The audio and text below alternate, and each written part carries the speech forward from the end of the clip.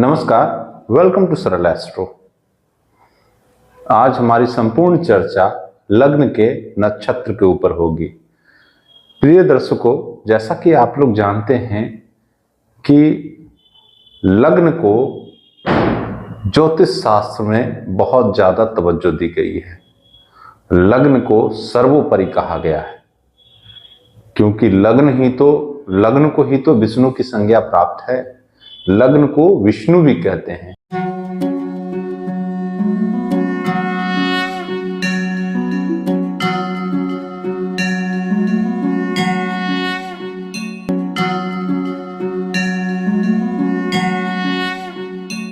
इसीलिए तो श्लोक आता है कि तदेव लग्नम सुदिनम तदेव तारावलम चंद्रवलम तदेव विद्यावलम देववलम तदेव लक्ष्मीपतिम तेम गुरुम स्मरामि, है ना। मतलब लक्ष्मीपतिम को स्मरण करके लग्न की चर्चा प्रारंभ की जाती है। तो केंद्र का स्थान जो है उसे विष्णु की संज्ञा प्राप्त है और त्रिकोण का स्थान जो है उसे लक्ष्मी की संज्ञा प्राप्त है। जैसा कि आप लोग जानते हैं कि त्रिकोण जन्म कुंडली में लग्न को भी कहते हैं, पंचम भाव को भी कहते हैं और नवम भाव त्रिकोण कहलाता है। इन त्रिकोण 3 हैं, ठीक है, और केंद्र 4 हैं। लग्न जो है, जो प्रथम भाव है कुंडली का, उसे केंद्र और त्रिकोण दोनों कहते हैं। तो वहीं तो लक्ष्मी और विष्णु का स्थान है। लग्न को ही लक्ष्मी और विष्णु का स्थान कहा गया है। इसलिए लग्न पे हमारी संपूर्ण चर्चा होगी। जैसा कि आप लोग जानते हैं कि चंद्रमा 2.25 दिन का एक साइकिल होता है, ठीक है। चंद्रमा को अपनी गति को पूरा करने में एक राशि में 2.25 दिन का वक्त लगाते हैं। हालांकि नवग्रह व्यवस्था में सबसे फास्टेस्ट मूविंग प्लैनेट है, सबसे तीव्रगामी चलते हैं, पर उससे भी तेज हमारा लग्न है, क्योंकि लग्न को 24 घंटे में अपनी 12 राशियों का चक्र लगा देना है। यानी प्रत्येक लग्न जो है वो 2 घंटा, 2.25 घंटा, 2 घंटे से नीचे का भी कोई लग्न होता है तो उसकी अवधि अलग अलग बताई गई है। पर 24 घंटों में जो 12 राशियों का लग्न है, मतलब मेष से लेकर के मीन पर्यंत इसको पार कर जाना है। और लग्न का निर्माण कैसे होता है, कौन से लग्न से उदय होता है, तो सूर्य जिस राशि में चलते हैं, जैसे मान लिया जाए कि आज का अगर देखा जाए आज के डेट में, तो सूर्य अभी वृश्चिक राशि में चल रहे हैं। तो आज जो है सूर्योदय से वृश्चिक लग्न का उदय होगा और तुला लग्न पर समाप्ति होगा, ठीक है। तो इस तरह लग्न जो है वो चंद्रमा से भी ज्यादा फास्ट है। जैसे ज्योतिष शास्त्र में चंद्रमा को मन का कारक कहते हैं और सूर्य को शोल का कारक कहा गया है, आत्मा का कारक कहा गया है, उसी तरह लग्न जो है वो आपके शरीर को रिप्रेजेंट करता है। इसलिए इसका कारक जो है नाड़ी ज्योतिष में जीव को कहते हैं। नाड़ी ज्योतिष में जीव को लग्न का प्रथम भाव मान करके प्रेडिक्शन किया जाता है। और लग्न का जो कारतत्व प्राप्त है वो सूर्य लग्न में कारक होते हैं और मंगल का ये नैसर्गिक घर होता है। तो लग्न जो है आपके शरीर को रिप्रेजेंट करती है। तो लग्न आपका शरीर हो गया, चंद्रमा आपका मन हो गया और सूर्य आपकी आत्मा हो गई, है ना। ये तीनों के समावेश से ही आपको जीवन मिलता है और इस तीनों के समावेश से ही आपके सारे 9 ग्रह जो हैं वो विद्यमान हैं और आपके पूर्व जन्म के कर्म और प्रारब्ध के हिसाब से ही आपको ये जन्म कुंडली मिली है। जिस समय आप जन्म लेते हैं उस समय ईस्टर्न होराइजन पे जो राशि उदित होती रहती है उसी लग्न विशेष को लेके आप जन्म लेते हैं। प्रत्येक लग्न प्रत्येक राशि से बनी है, जैसा कि आप लोग जानते हैं। जैसे मेष राशि है तो मेष लग्न भी है, वृषभ राशि है तो वृषभ लग्न भी है, मिथुन राशि है तो मिथुन लग्न भी है। तो इस तरह जिस तरह से राशियों के निर्माण में नक्षत्र की भूमिका होती है नवग्रह व्यवस्था में और ज्योतिष शास्त्र में, तो इसी नक्षत्रों के आधार पे भी लग्न का भी मान होता है। ठीक है, मान लिए अगर मेष लग्न में किसी जातक का जन्म हुआ, मेष लग्न में 0 डिग्री से लेकर 3:20 कला तक, तो वो केतु के नक्षत्र में ही जन्म होगा। केतु का कौन सा नक्षत्र है? तो अश्विनी नक्षत्र में जन्म होगा। तो जन्म का नक्षत्र चंद्रमा से महादशा का तो काउंट किया ही जाता है, पर अगर आपका लग्न का नक्षत्र का प्रेडिक्शन किया जाए तो ये बहुत ही सूक्ष्म अध्ययन होगा कि आपकी डेस्टिनी किस तरफ इशारा कर रही है। आपका सोल तो सूर्य रिप्रेजेंट करता है, आपका मन तो चंद्रमा रिप्रेजेंट करता है, पर आपका बॉडी, जो आपका शरीर है, वो क्या डिमांड कर रहा है, उसकी क्या डेस्टिनी रह गई थी। तो ये कहां से देखा जाएगा? ये आपके लग्न के नक्षत्र से देखा जाएगा और आपके लग्न के नक्षत्र के चरण से देखा जाएगा, क्योंकि आपके लग्न के नक्षत्र के डिग्री पे ही आपके नवांश का जो लग्न है वो निर्धारित होता है। ठीक है, तो ये बहुत ही इंपॉर्टेंट रोल रखता है आपकी कुंडली में आपके डेस्टिनी को बताने के लिए। तो समझते हैं कि लग्न का नक्षत्र क्यों ज्यादा इंपॉर्टेंट रोल रखता है आपके जीवन में और आपके डेस्टिनी पे क्यों इसका प्रभाव पड़ता है। मैंने पहले भी बताया आपको कि चंद्रमा 2.25 दिन राशि में रखते हैं। ठीक है, तो मान लिया जाए कि इन 2.25 दिन में जिन बच्चों का जन्म हो उनका जन्मकालीन चंद्रमा तो वही होगा, तो वो जातक जो हैं उसी राशि से जाने जाएंगे। हाँ, ये निश्चित तौर पे है कि उनका नक्षत्र और नक्षत्र का चरण अलग अलग होगा, उनके जन्म चंद्रमा नवांश में अलग अलग स्थितियां में होंगे। इसी तरह सूर्य की बात की जाए तो सूर्य एक राशि में 1 माह रहते हैं, है ना। तो इन 1 माह में जो भी बच्चे का और जो भी बालक का जन्म होगा उनका सूर्य उसी राशि में मिलेगा। ठीक है, पर लग्न बहुत जरूरी है, क्योंकि लग्न की डिग्री प्रत्येक पल बदलते रहती है, प्रत्येक पल बदलती है ना। तो ये सबसे सूक्ष्म तरीका है आपके डेस्टिनी को जानने का। अगर आप फॉर एग्जाम्पल कि मिथुन लग्न के आर्द्रा नक्षत्र में जन्म लिए हैं तो वहां पे राहु की स्थिति आपको कुंडली में देखनी होगी कि आपकी कुंडली में राहु कहाँ बैठे हैं, क्योंकि आर्द्रा के स्वामी कौन है? राहु हैं, और उनके डायटी कौन है? तो नक्षत्र के जो डायटी हैं वो रुद्र हैं आर्द्रा के, है ना। तो इस तरह से पर्टिकुलर आपको आपके कुंडली में लगाना होगा कि किस तरह से ये फंक्शनल काम करता है। इसे आप प्रत्येक कुंडली में लगा के देखेंगे तभी आपको समझ में आएगा। मैं आपको मेष से लेकर के मीन पर्यंत लग्न के बारे में बताऊंगा, एक एक करके नक्षत्रों के बारे में बताऊंगा कि किस तरह से आपको कुंडली में लगाना है। पहले मैं केतु के नक्षत्र की बात करता हूं। जैसा कि आप लोग जानते हैं कि केतु के 3 नक्षत्र हैं, अश्विनी, मघा और मूला। तो आपके लग्न में अगर अश्विनी, मघा और मूला, है ना, अश्विनी का निर्माण हो रहा है आपका लग्न, या फिर मघा से निर्माण हो रहा है आपका लग्न, या फिर मूला से आपका लग्न निर्माण हो रहा है, तो आपके लग्न नक्षत्र के स्वामी केतु हैं, पर तीनों के डायटी अलग अलग है।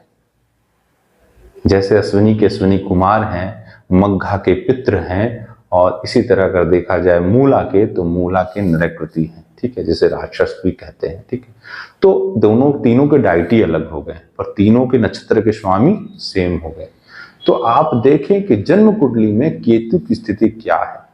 साथ ही साथ आप ये भी देखें कि केतु आपके किन भाव से संबंध बना रहे हैं, किस राशि से संबंध बना रहे हैं, केतु की दशा कब लग रही है। ठीक है, केतु नवांश कुंडली में कहां बैठे हैं और केतु दशमांश कुंडली में कहां बैठे हैं। ये 4-5 स्थितियां जो है आपको देखना चाहिए कुंडली में, और अगर आप ज्योतिष की थोड़ी बहुत भी समझ रखते हैं तो आपको ये ज्ञात हो जाएगा कि ये केतु आपके जीवन में बहुत ही महत्वपूर्ण भूमिका निभाता है। मैं कुछ एग्जाम्पल चार्ट के माध्यम से भी बताऊंगा कि किस तरह से जन्म के नक्षत्र का जो है इंपॉर्टेंट रोल होता है। ठीक है, अब ये केतु की बात हो गई। अब बात करते हैं शुक्र के नक्षत्र के बारे में। जैसा कि आप लोग भी जानते हैं कि शुक्र के 3 नक्षत्र हैं, वर्णी, पूर्वा फाल्गुनी और पूर्वाषाढ़। ठीक है, ये 3 नक्षत्र होते हैं। ठीक है, तो अगर आप ये जन्म नक्षत्र की बात मैं नहीं कर रहा हूं, चंद्रमा के नक्षत्र की बात नहीं कर रहा हूं, मैं आपके लग्न के नक्षत्र की बात कर रहा हूं। ठीक है, तो लग्न के नक्षत्र को आपको देखना है। तो अगर आप इन 3 नक्षत्र आपके लग्न का है तो आपके लग्न के नक्षत्र का स्वामी शुक्र है। तो जन्म कुंडली के अंदर शुक्र की स्थिति को देखें, तीनों को डाइटी अलग हो जाते हैं। डाइटी के बारे में फिर मैं अलग से वीडियो बताऊंगा कि सबके डाइटी के अलग अलग सिग्निफिकेंस हैं। ठीक है, तो उस तरह से आप कुंडली में फलादेश के ऊपर इसको यूज कर सकते हैं। तो अगर शुक्र आपके नक्षत्र जन्म नक्षत्र के स्वामी हैं तो शुक्र की स्थिति कुंडली में आप जरूर देखें। शुक्र कौन से अवस्था में बैठे हैं, अस्त हैं, वक्री हैं, कौन सा भाव लिया है उन्होंने, कौन से राशि में बैठे हुए हैं, नवांश में इसकी स्थिति क्या है, नवांश में किसके साथ बैठे हुए हैं। ठीक है, दशमांश में इसकी स्थिति क्या है, क्या इसकी दशा लग रही है, ये भी देखना है आपको। ठीक है, फिर बात करते हैं सूर्य के नक्षत्र के बारे में। सूर्य का नक्षत्र जैसा कि आप लोग जानते हैं कि कृत्तिका, कृत्तिका के बाद उत्तरा फाल्गुनी, ठीक है, और उसके बाद उत्तराषाढ़ा जो धनु में भी आता है और मकर में भी आता है। ठीक है, तो अगर ये 3 लग्नों में आपका जन्म हुआ है तो आप सूर्य के नक्षत्र से प्रभावित हैं और सूर्य की स्थिति आपको कुंडली में देखनी होगी। इसी तरह चंद्रमा के नक्षत्र के बारे में बात करते हैं तो चंद्रमा का तो सबसे प्रिय नक्षत्र रोहिणी है जो वृषभ राशि में आता है। उसी तरह हस्ता है जो कन्या राशि के आसपास में आता है और श्रवणा है जो मकर राशि में आता है। ठीक है, तो अगर आप 3 लग्नों में जन्म लिए हैं तो आपका जन्म नक्षत्र चेक कर लें अगर चंद्रमा है। और चंद्रमा का यहाँ पे इंपॉर्टेंट रोल इसलिए हो जाता है क्योंकि चंद्रमा आपके जन्म नक्षत्र के भी स्वामी हो जाते हैं और लग्न नक्षत्र के भी स्वामी हो जाते हैं। तो इन दोनों का नक्षत्र आपको मिला लेना है और इन दोनों के स्वामी कहाँ कुंडली में बैठे हैं, किस अवस्था में बैठे हैं, इसको आपको चेक कर लेना है। इससे आपको एक निश्चित फलादेश मिल जाएगा। ठीक है, इसी तरह अगर हम बात करें तो मंगल के नक्षत्र के बारे में बात करते हैं तो मंगल मृगशिरा को रिप्रेजेंट करता है। जैसा कि जानते हैं प्रथम नक्षत्र मृगशिरा है, उसका दूसरा जो नक्षत्र है वो चित्रा है जो तुला और कन्या के आसपास में आता है और तीसरा नक्षत्र जो है धनिष्ठा है जो मकर के आसपास में आता है। ठीक है, तो अगर आप मंगल के नक्षत्र में जन्म लिए हैं तो इसको भी देख लेना है आपको। ठीक है, सिंपल रूल सभी के लिए मैं बता रहा हूँ। ठीक है, पुनर्वसु में अगर जन्म लिया है आपने जो बृहस्पति का नक्षत्र विशाखा में लिया है या आप पूर्वा भाद्रपद में लिया है तो इसको बृहस्पति को देख लें। इसी तरह शनि का जो नक्षत्र है जिसे पुष्य कहते हैं, है ना, पुष्य कहते हैं और पूर्वा भाद्रपद कहते हैं, उसको माफ कीजिएगा उत्तरा भाद्रपद कहते हैं और अनुराधा जो वृश्चिक के आसपास में आता है उसे कहते हैं। तो इस नक्षत्र में अगर आप जन्म लिए हैं, जन्म नक्षत्र की बात कर रहा हूं, तो शनि की स्थिति को आपको देखना होगा। ठीक है, और इसी तरह आप अगर बुध के नक्षत्र में जन्म लिए जिसमें आश्लेषा, ज्येष्ठा और रेवती, ठीक है, अगर आप इन 3 नक्षत्रों में जन्म लिए हैं तो ये गंडमूल नक्षत्र कहे गए हैं, इनको भी आपको बुध को चेक करना होगा। ठीक है, तो आप इन स्थितियों को देखें। मैं कुछ एग्जाम्पल चार्ट के माध्यम से भी आपको बताऊंगा कि किस तरह की स्थितियां इस जातक को लाइफ में उद्घोषित हुई। ठीक है, तो अगर आप राहु के नक्षत्र में जन्म लिए हैं, राहु के बारे में मैंने नहीं बताया, आद्रा पहला नक्षत्र, स्वाति दूसरा नक्षत्र, तीसरा नक्षत्र विखा, ठीक है, जो कुंभ के आसपास में आता है। अगर इन 3 नक्षत्रों में आपका लग्न है तो आप राहु को चेक करना ना भूलें कि राहु की स्थितियां क्या है, राहु की दशा लग रही है कि नहीं, राहु किन ग्रहों से ट्राइन में बैठा है, राहु के बाजू में कौन सा ग्रह बैठा है, इस चारों स्थितियों को देखें। नवांश में कहाँ बैठा है, इसकी दशा लग रही है कि नहीं लग रही है, इस तरह से आप चेक करें। इस तरह से डेस्टिनी आपको बताएगी। अब ये जो पत्रिका मैं आपके साथ शेयर कर रहा हूँ, इस पत्रिका को देखिए। ये जो पत्रिका है वो वृश्चिक लग्न की है। लग्न का निर्माण ज्येष्ठा के प्रथम चरण से हो रहा है।